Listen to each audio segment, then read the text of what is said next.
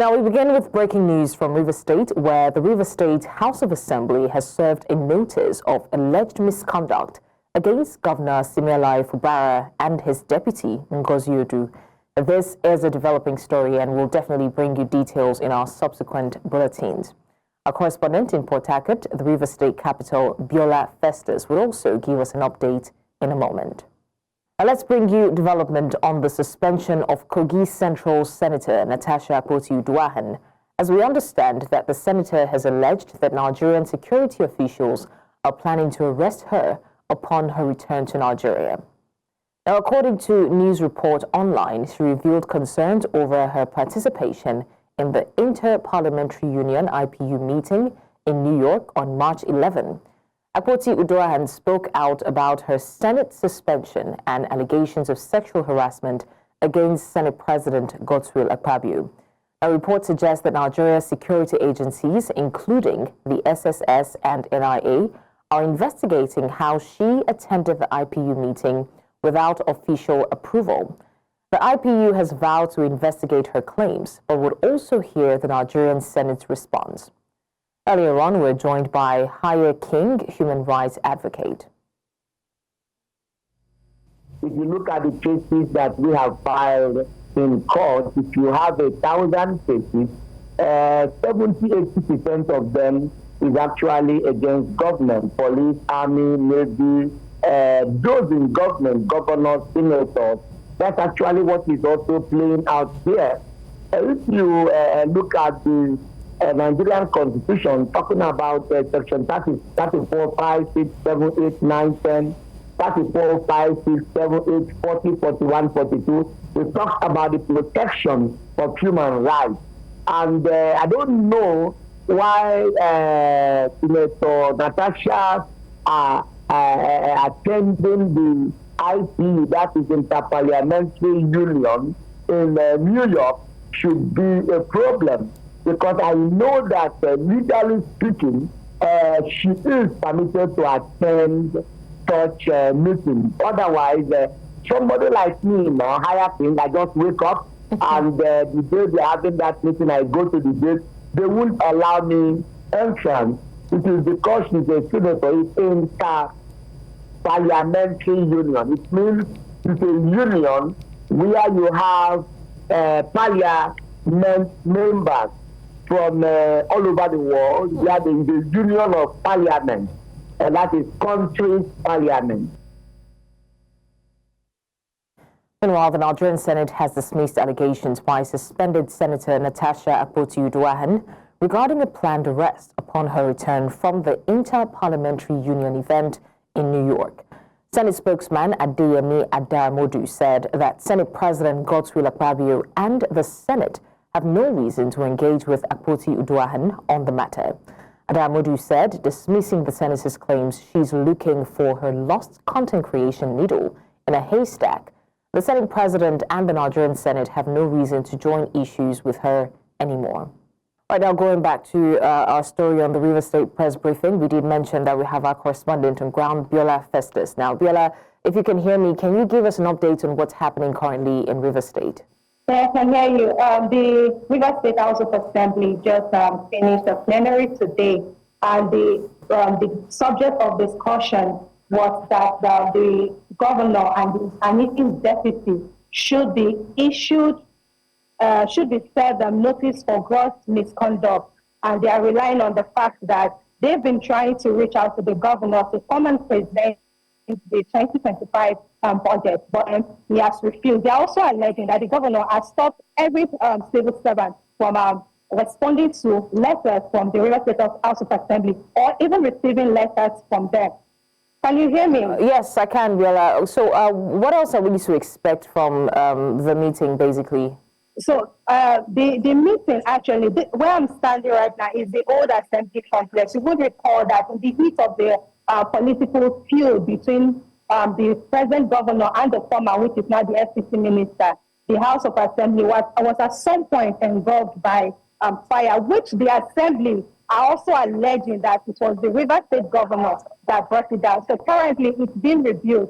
The plenary today was held at their at their quarters where they are supposed to be living. So they use one of the halls there for today's plenary. Among what they said today was that the SSG, the Secretary to the State Governor, should be investigated by the EFCC. Their reasons is that the state has been expending funds without appropriation. So they've asked the EFCC to go after the SSG. That's where we are today on the assembly issue. All right, Biola Festus, thank you so much for the update. I mean, we do know that Rivers State political crisis has been heated for a while, and you are on ground, and definitely we'll be circling back to you to give us more updates as the situation unfolds. Thank you. Now, let's also tell you that Dr. AbdulAzeez Olajide Adediran, popularly known as JANDOR, has officially announced his decision to defect to the All Progressives Congress, the APC. This announcement was made at a press conference held in Lagos, where JANDOR revealed his reasons for joining the ruling party. His decision follows his resignation from the People's Democratic Party, the PDP, 2 weeks ago, marking a significant shift in his political journey. JANDOR's defection is expected to shake up the political landscape as he joins the APC with hopes of influencing Nigeria's future political direction. To return to the All Progressive Congress APC.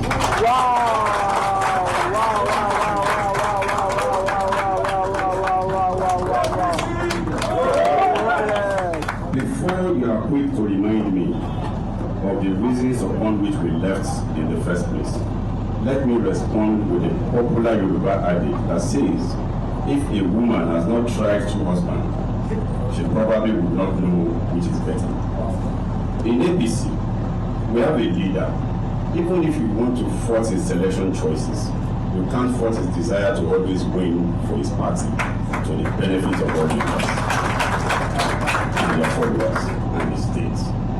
While in Lagos PDP, we have a leader that will at every election cycle work against his own party and willfully dash the hopes of many party members and followers.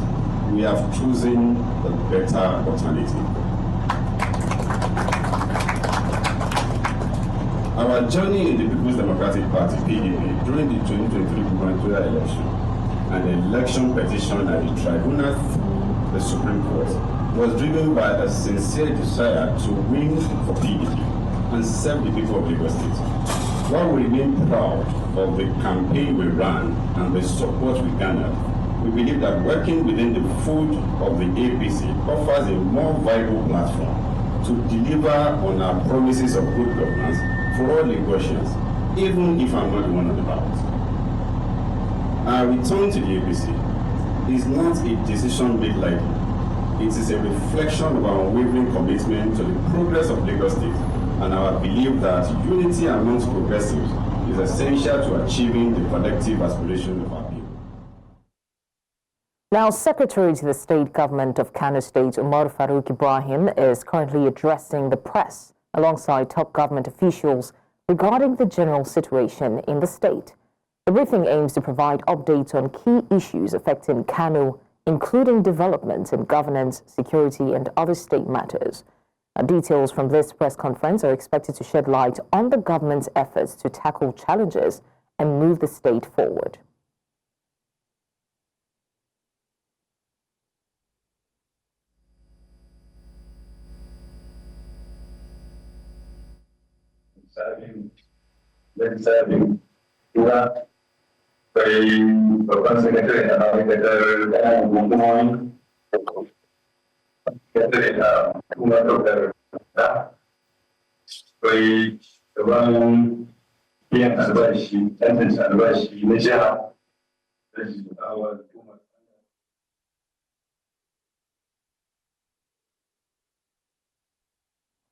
Now, to health matters, a mysterious illness has reportedly claimed the lives of 5 students at Kebbi State University of Science and Technology, Aliero, prompting calls for the school's closure. Students have reported that the deaths began last week, with 4 occurring under unclear circumstances. Another student has died on Sunday morning after falling ill overnight.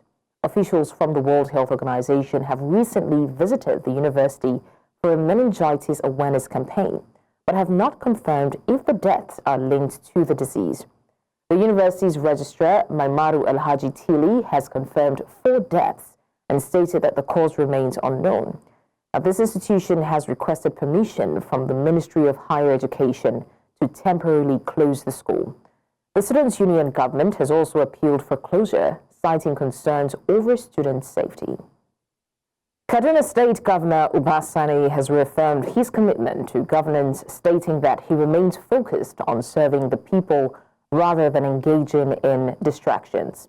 Now, speaking at an iftar dinner with Kaduna State social media influencers on Saturday, Sani seemingly responded to allegations by his predecessor, Nasir El-Rufai, who accused him of using the police to harass his loyalists.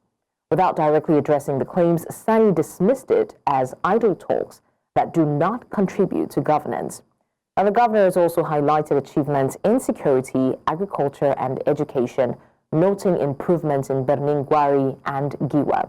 He further addressed the state's water crisis, increasing supply capacity from 5% to 30% and promising full capacity by year-end.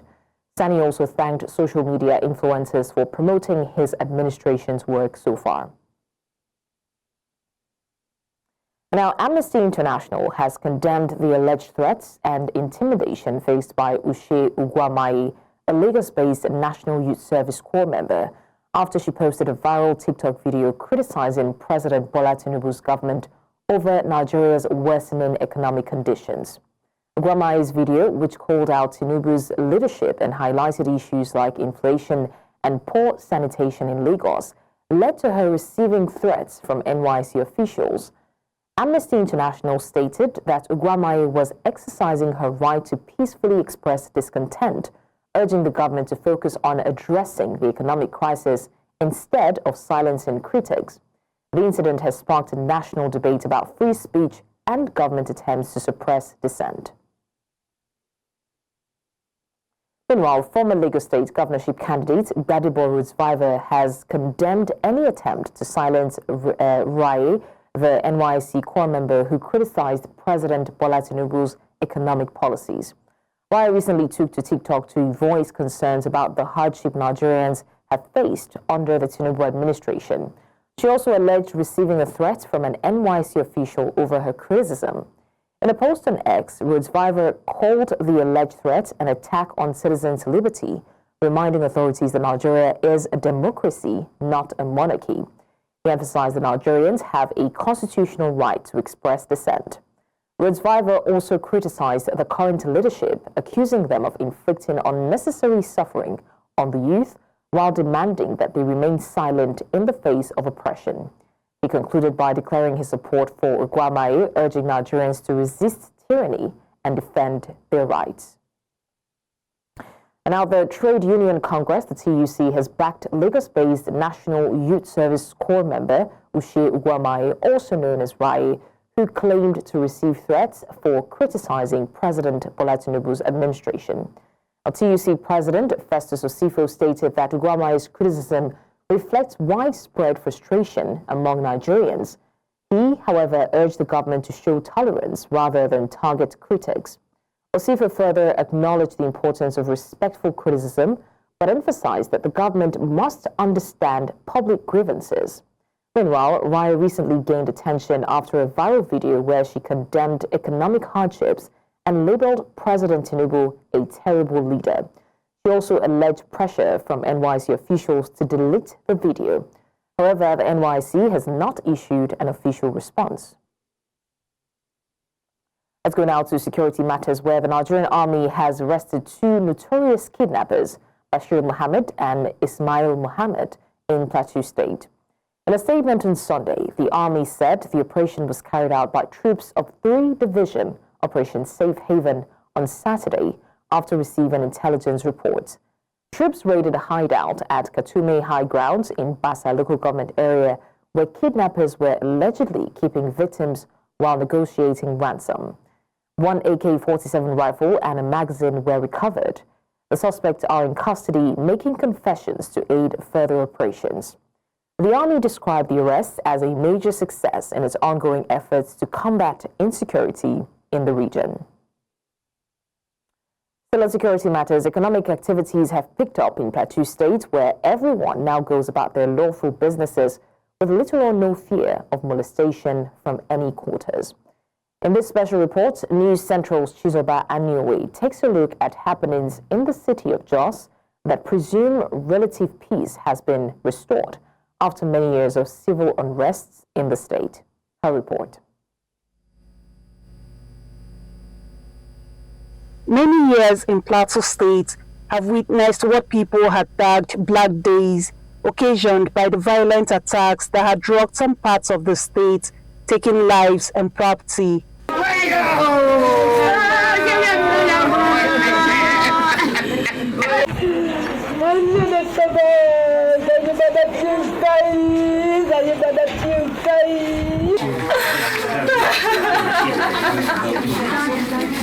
Owing to joint efforts of the Nigerian military and other sister security agencies in the state, days of curfew are bygone now, even though security agencies aren't lowering their guards in their efforts to sustain the level of peace so far achieved in the state. This is the reason behind the full return of these socio-economic activities, especially here at the popular Ahmadu Bello Way, the commercial hub of the state, known for this hustling and bustling you behold here.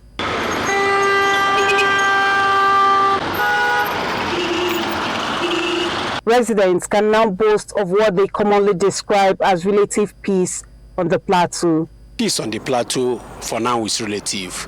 Haven't seen the role that the government and the security agencies have played towards ensuring that there is peace.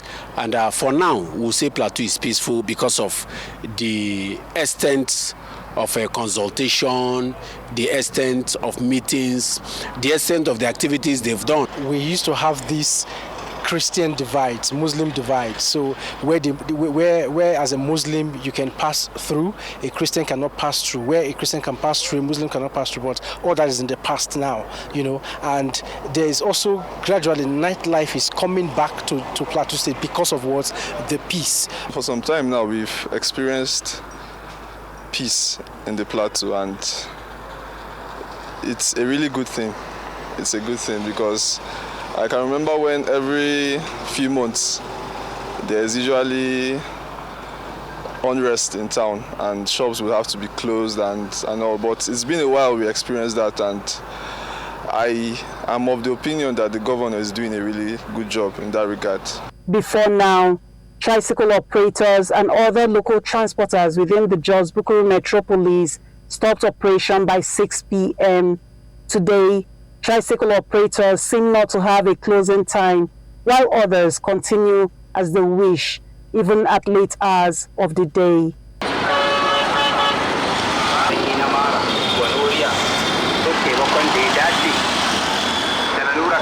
Nightlife was a forgotten episode in many parts of the state, but with improved security in the state, residents now beat the economic downturn in the country to hang out and cool off after the day's stress. Some traders and even their customers didn't mince words on their thoughts on the state of peace in the state. Plateau is a peaceful state of which I believe peace is the most paramount thing, and everybody is yearning for that peace. So also people feel when there is peace, then the business will flow. And that's why we are out to get what we can take for our stomach. I thank God because there is peace in Plateau State. That is why I came out to hustle, because I know if I sit at home, I will not be able to get what I want. And if I need something, there is nobody that is going to help me. I'm out by this time to look for food to eat because peace has returned back to Plateau State. Unlike before, if you come out by this kind of time, you'll be scared.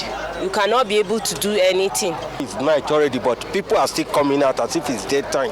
Everywhere is free, peace, everywhere, both the other side and the other side, they are relating together, enjoying, sharing love with each other. So there's no problem in Plateau again. Yeah, I will urge the security agency and the state government to pay more attention on security, because security is the watchword of any meaningful government. With the opinions of these respondents, one may say that Plateau State has come back to the once home of peace and tourism it used to be in the past. In Plateau State, for News Central, Chizoba Anyowi. Now, for over 12 years, about 20 communities in Kano State. And now some more stories. We'll go on a short break, and when we come back, we'll bring you the updates. So stay with us. Hey, thanks for staying with us. Now, for over 12 years, about 20 communities in Kano and Jigawa states, along with some settlements in neighboring Niger Republic, have been without their primary means of livelihood, the Gero Dam. This dam, a major source of irrigation for farmers in Dawakin, Tofa, and Bichi local government areas, homes to Deputy Senate President Jibrin Barau and former Governor Abdullahi Umar Ganduje, was shut down for repairs but has remained unattended for over a decade. Community members say the situation has forced many young people into banditry, while parents can no longer afford to send their children to school. News Central's Emmanuel Bagudu visited the affected communities and now reports. Another journey up north by News Central's crew, this time deep into the Sahel savannah to amplify the struggles of communities grappling with drought and hardship. The Gero Dam, once a lifeline for irrigation and agriculture, now stands dry and desolate, a shadow of itself. The once thriving farming communities that supplies tomatoes and onions across the northwest and into Niger Republic are now in crisis. Our arrival was met by desperate scenes of villagers searching for water, with carts drawn by cattle, others on donkeys, wandering far from home in search of relief. The cause of this crisis is evident. The Gero Dam's collapse has left the soil dry, crippling agriculture in these communities that have relied on it for over 5 decades. Community leaders vividly recall the dam's impact before its collapse.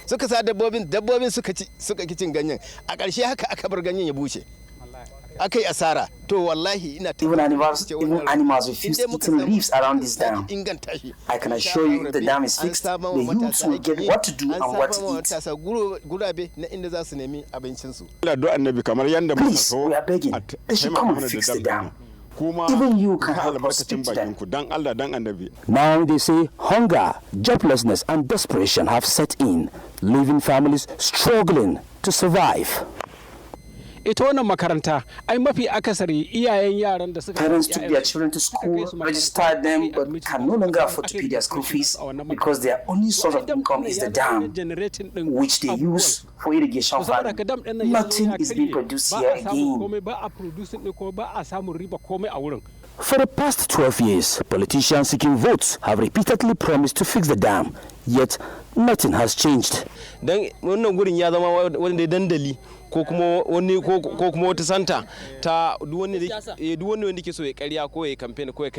place has now become a source of business for politicians who like to get votes. Since it has a huge voting population, and since they know that the electorates here love farming and cattle grazing, they will just lie that they are going to fix the dam, and after they get their votes, they run away. In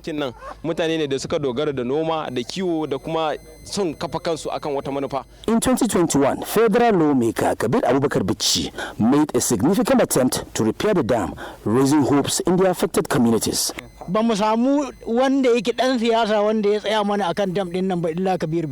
understand the government's position, News Central visited the Hadija Jomari River Basin Development Authority, where officials explained their side of the story. It is a dam that is work in progress. Now, Gero Dam was first awarded in 2020. That's a repair. It was awarded for works on Gero Dam in 2020. At that time, the honorable member who spearheaded the thing, Kabir Bichi, was the chairman of Works, Committee on Works in the House of Representatives. We brought this noble work to Hari Jamari, and we awarded that work in 2020. At that time, the scope of the work was only for the reservoir development including the key trench, the embankment for the dam, the access road that will lead you to the dam, and some other little things in 2020. Now, these works were carried away, were done in 2020, and then in 2021, we sought for no objection to add other components of that work, including reprapping, that is protecting of the embankment, the desilting of the reservoir itself, the spillway, and the rest of it. All these works are works that were in progress in 2020 and 2021. But unfortunately, from that 2021 to date, all funds that were earmarked for that project were very minimal funds that were only, they were barely enough to even, they were not even enough to offset the backlog of certificates. Back to the community, frustration mingles with hope. Residents welcome New Central's team with prayers and heartfelt gratitude, desperate for attention to their plight. Noindama. Ndang Idris. Ajo kujira ingoda dam. Kujimi wada do shangol. Imo inangol mindingo ampana ki do magul. That's good. Okay, yasnan kamala. Nuhu. Nakaje so akan dam na. Muna so a gera mana rahinna. Aga mu kura finna. Saboda me? Saboda mun girma ma mu ringa amfani da shi. Okay, and that is a cry for the future leaders of tomorrow here in, of course, Beach local government area here, of course, in Gero Dam area. And of course, they are saying they want their life to be easy while they are growing up. They want to see this dam be fixed so that when they grow up, they are going to be farmed like their parents and, of course, live happily with their family. Here in Gero, Beach local government area for New Central, Emmanuel Bagudu. Now, reactions have continued to trail the ruling of an Abuja High Court located in the Gudu area of the Federal Capital Territory, which has mandated that the Benue State Local Government Election Petitions Tribunal conclude its sitting in the federal capital. This followed claims by the petitioners alleging a threat to their lives and a disruption of the court's proceedings by hoodlums who have put the lives of the tribunal members in grave danger. Justice M. Adamu of the FCT High Court in Gudu, after entertaining the plea filed by Anderson Asemota for the claimants, members of the All Progressives Congress, ordered that the tribunal continue its sittings in the Federal Capital Territory, restraining members of the tribunal from relocating the sittings, including consideration of the appeals back to Benue State. Aggrieved, I should be able to go to court to ventilate my grievances. Now this board went to tribunal to ventilate their grievances. For one reason or the other, some persons do not want the tribunal to conclude the proceedings. The court has come to galvanize and to electroplate the provisions of the Constitution. To say that the tribunal, the procedure of the tribunal is sui generis. It's time-bound. It's not like every other cases where you have forever to conduct your proceeding. They have 180 days.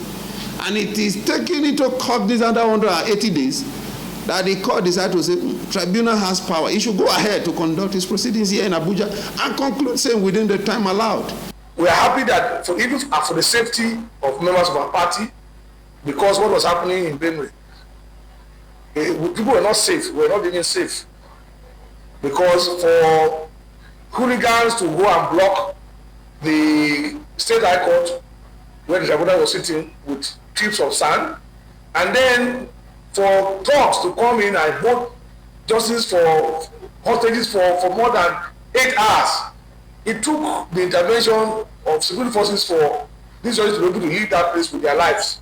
And so we are happy that this judgment is given, and we're happy that the tribunal will sit and justice will be dispensed. The Independent Award has been recognizing individuals of outstanding achievement since the award's inception. This year's ceremony saw a number of distinguished award recipients from various sectors, but it was News Central Television's groundbreaking work in factual and fearless reporting that earned them the award. News Central's correspondent Israel Iferobo reports.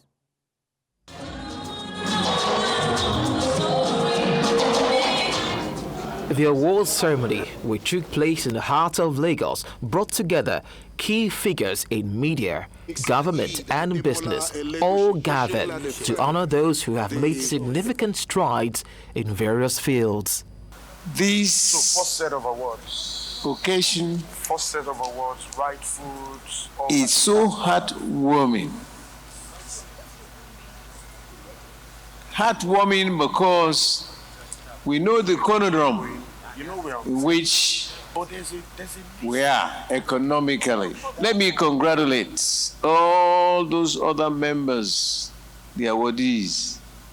May the Almighty God ensure that this award you are taking tonight will add more value so our nation, Nigeria, will get to that level that the Almighty God has promised us. News Central Television received the award for the fastest growing broadcast station of the year. The managing director and editor-in-chief, Mr. Kayode Akintemi, shared his thoughts on receiving the award. From day one, we have insisted that we're not copying anybody, we're not doing anything like anyone else. We're a fit and proper news television station, and the intention is to guarantee that we cover the stories that matter.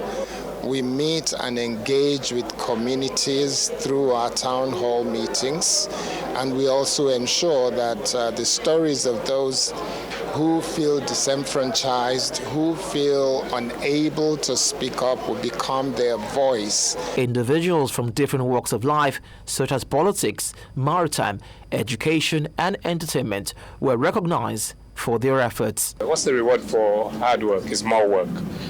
So for us at NDDC, it just means that we just need to do a bit more. We're going to continue to do our best, put in a lot more effort to ensure that we impact positively on the people of the Niger Delta and the region itself. It's a huge one, I must say. It will prepare him more to do more, and it's an opening for others in the field to strive for excellence. See him today being awarded this prestigious award, others will be motivated to do more so that they too can follow the same stride and achieve award in future. For us, it's an award that we are quite excited about, and it's an award that we think as well that all the effort we've put into different activities over the years is being appreciated under a very difficult circumstance. This year's award underscores the critical role of both individuals and organizations contributing their own quota into shaping the world for the better. It's a reminder of the vital work being done, as well as an opportunity to give honor to whom it is due. In Lagos, for News Central, Israel Ifirobo. A great report there put together by News Central's correspondent, Israel Ifirobo, and a big congratulations to News Central Television on that well-deserved award. The Lagos State government has announced that the Independence Mekwen Bridge inbound Marina CMS route will be closed for emergency repairs from Wednesday, the 19th of March to Monday, the 26th of May, 2025. This closure will affect traffic from the National Open University of Nigeria, NOUN, through Bonny Camp Bridge to Independence Bridge. During this period, the Bonny Camp Underpass Bridge service lane will also be closed, but the service lane from Amadu Bello Way to Ozumba Mbadi Way will remain open. Motorists heading to Victoria Island and 3rd Mainland Bridge are advised to use alternative routes like Ozumba Mbadi Way Avenue and Alfred Nwani Road. The Lagos State Traffic Management Authority, LASMA, will manage traffic during this time. Nigerians are now exploring compressed natural gas, CNG, as an alternative to petrol. On Thursday, the Surulere local government organized a free CNG training for mechanics in the area, introducing them to CNG as well as giving them the much-needed pre-training. News Central's Bettina Nwedi reports on the environmental and economic advantages of compressed natural gas, or CNG, over traditional petrol as a fuel for vehicles. Compressed natural gas, commonly known as CNG, is emerging as a viable alternative to petrol, offering both environmental and cost benefits. Vehicles powered by CNG emit significantly lower levels of harmful pollutants compared to those running on petrol. This results in reduced air pollution, contributing to cleaner air and a healthier environment. Additionally, CNG combustion produces fewer greenhouse gases, aiding in the fight against climate change. Most advantage related to people, to drivers, is the cost saving. It can save like up to 70% of fuel cost. In Nigeria, I think the cost saving for driving is around 60%. This is one. The second one, CNG is a clean gas.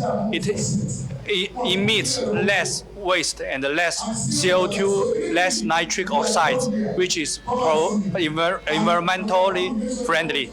So basically the disadvantage is it occupies some of the original car space and it adds weight to the original car.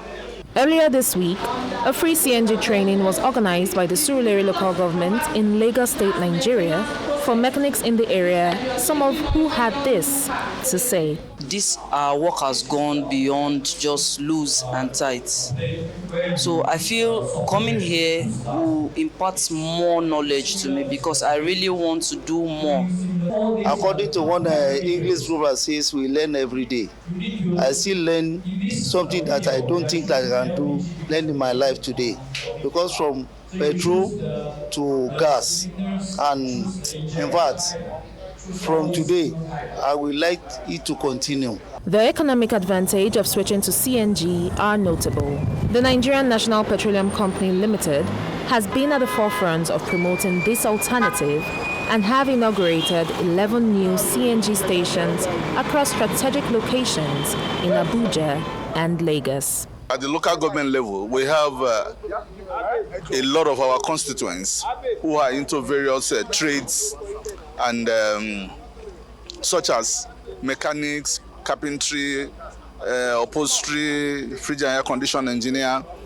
So what we just want to do is to impact knowledge onto our constituents who are artisans. This is very rare to all the other local governments in Lagos State, as far as I'm concerned.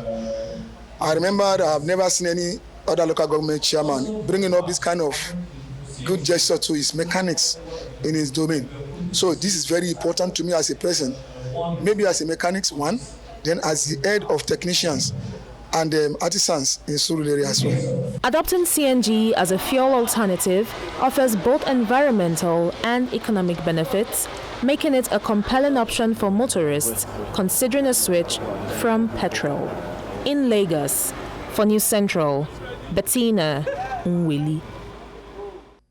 Let's head now to South Africa, where the South African office of the presidency says the latest move by the United States to expel South Africa's ambassador, Ibrahim Rasool, is regrettable. This follows a tweet by the U.S. Secretary of State, Marco Rubio, who announced that Rasool has been branded persona non grata in the country following an address by the ambassador in which he criticized U.S. President Donald Trump. Now, in the address, Rasool accused Trump of leading a global white supremacist movement and breaking down established norms and practices when it comes to diplomacy. This move by the U.S. represents a further escalation in the diplomatic feud between Washington and Pretoria. Now, following the statement, President Cyril Ramaphosa's office has urged all relevant and impacted stakeholders to maintain the established diplomatic decorum in their engagement on the matter. In North Africa now, Libya's Education Minister Moussa Al-Megarif has been sentenced to 3.5 years in prison following a textbook shortage dating back to 2021. The Tripoli Court of Appeal also fined him 1,000 dinars, which is about $200, and stripped him of his civil rights for the duration of his sentence and 1 year afterwards.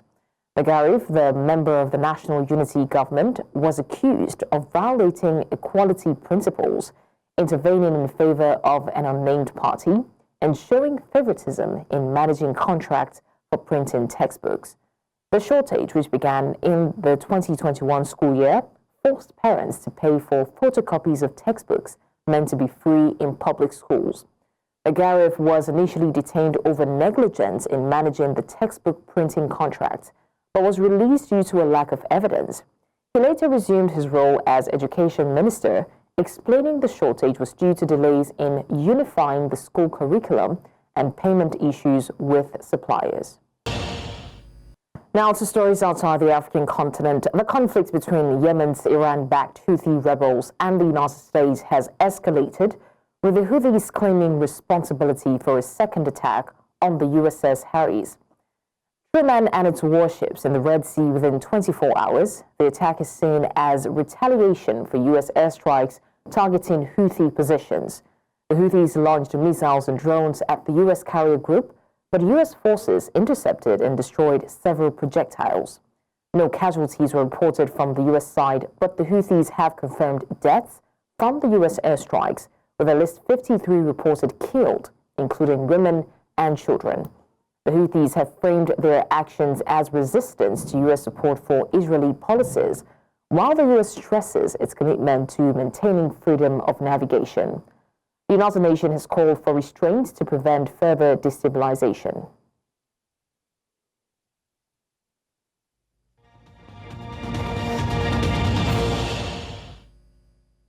And now to sports. The Super Eagles camp in Kigali is gradually filling up as 6 players, including Victor Osimhen and Bruno Onyemachi, have arrived ahead of Nigeria's 2026 World Cup qualifier against Rwanda. Osimhen and Onyemachi were the first foreign-based players to land and were received at the airport by Super Eagles coach Eric Chelle and his assistants. Also in camp are Papa Daniel Mustafa, Kayode Bankole, Amos Obasoge and Tolu Arokodare. A delegation from Remo Stars, including coach Daniel Ogumodede and Rangers coach Fidelis Ilechukwu, also arrived. The team is staying at the Radisson Blu Hotel in Kigali. Nigeria will face Rwanda on the 21st of March before hosting Zimbabwe in Uyo on the 25th of March. Still in sports, Nigeria's under-17 women's team, the Flamingos, will battle Algeria in the final round of the 2025 FIFA Under-17 Women's World Cup qualifiers. Algeria secured their spot after overturning a first leg 2-1 loss with a dominant 4-0 victory over Botswana on Sunday. Ibrahim Zaza opened the scoring in the 23rd minute, while Sehul Hanane, Iskonen Celine and Hanane again sealed the win. The result gave Algeria a 5-2 aggregate triumph. Nigeria, meanwhile, booked their place with a 5-1 aggregate win over South Africa. The two teams will now face off for a ticket to the Under-17 Women's World Cup. Again, still talking sports, the Nigeria Women Football League, NWFL, has approved new venues for Ekiti Queens and Adamawa Queens as the 2024-2025 NWFL Premiership resumes on the 19th of March. Ekiti Queens clash against Edo Queens, initially set for Oluyemi Kayode Stadium, Ado Ekiti, will now be played at Ilori Township Stadium due to stadium rehabilitation. The match is scheduled for Wednesday, the 19th of March at 3 p.m. Adamawa Queens will also switch home grounds, playing their remaining matches at Makwada Stadium, Newman, with their first game there set against Rivers Angels on the 19th of March. The NWFL stated that the changes were made to maintain match quality and ensure player safety, with all stakeholders duly informed. Well, that's all on the news at this hour, but before we go, let's take another look at some of our major stories. We did tell you that Rivers State House of Assembly serves gross misconduct allegation notice on Fubara Deputy Governor. We also mentioned AbdulAzeez Adediran officially announces his defection to the APC. And finally, we told you Libya's Education Minister Musa Al-Magharib has been sentenced to 3.5 years in prison following a textbook shortage in 2021. We also did mention that M23 rebels have accused DR Congo of attempting torpedo peace talks. Send your eyewitness report to the WhatsApp number on the screen. Do follow us on social media. We are at News Central TV. You can watch News Central live on DSTV, channel 422, Gold TV, channel 23, Star Times, channel 274, Avid TV, and YouTube. Many thanks for watching. I'm Blessings Mosugu.